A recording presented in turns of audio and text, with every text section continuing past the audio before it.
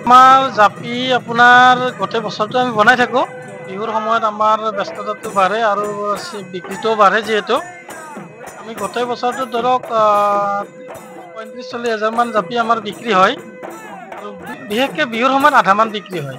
বিহুত ধৰক আমাৰ 15 হাজাৰমান জাপি আমাৰ বিক্ৰী হয়। বাকীখিনি বিহুৰ আগতে আমাৰ বিক্ৰী হয়। এতিয়াও আমি এই টাৰ্গেটটো লৈছোঁ 15 হাজাৰমান জাপি বিক্ৰী কৰাৰ টাৰ্গেট লৈছোঁ। তাৰে 80% বিক্ৰী হৈছে। বাকী আৰু অলপ অৰ্ডাৰ লোৱা আছে, বনাই আছোঁ, দি আছোঁ, দিনে ৰাতি লাগি আছোঁ। ডেইলি ধৰক আমাৰ মোটামুটি এতিয়া আপোনাৰ 200-300 আমাৰ ৰেডি হৈ যায় দিব পৰা। বাকী আপোনাৰ ধৰক কেতিয়াবা বেছিও হয়, কেতিয়াবা কম হয়। ধৰক কমেও 200-300 আমাৰ বিহুৰ সময়খিনিত আমি দিনে ৰাতি লাগি হ'লেও বনাই উলিয়াই দি দিওঁ।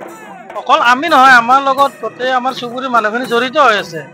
আমাৰ হাতত অকল 200-300 জাপি বা যিখিনি আমি জাপিৰ সংখ্যা ক'লো অকল আমাৰ হাতত নহয়, গোটেই আমাৰ চুবুৰীটো লগ লাগি আমি এনেকৈ মানে জাপিবিলাক বনাওঁ, কালেক্ট কৰোঁ, কৰি ফিনিচিং কৰি আমি পঠাই দিওঁ। নিজেও বনাই থাকোঁ, দেখাই পাইছে। নৱপ্ৰজন্মই এইটো জাপি বনোৱাৰ কাৰণে আপোনাৰ সিমান আগ্ৰহী নহয়। সেইকাৰণে আপোনাৰ এইবাৰ চেলটো আছে, অৰ্ডাৰো আছে, কিন্তু প্ৰডাকশ্যন অলপ কম হৈছে। মানে পুৰণা মানুহখিনি বনাই আছে। গতিকে পুৰণা মানুহ বনোৱা দি নহয়, নতুন মানুহে আগবাঢ়ি অহা নাই কাৰণে প্ৰডাকশ্যনটো আমি যিখিনি বিক্ৰী কৰিব লাগিছিলে সেইখিনি বিক্ৰী কৰিব পৰা নাই। ধৰক অৰ্ডাৰ আছে আমাৰ বহুত, মালটো কম আছে। জাপি আপোনাৰ আমাৰ অসমৰ প্ৰায় ডিষ্ট্ৰিক্টত যায়।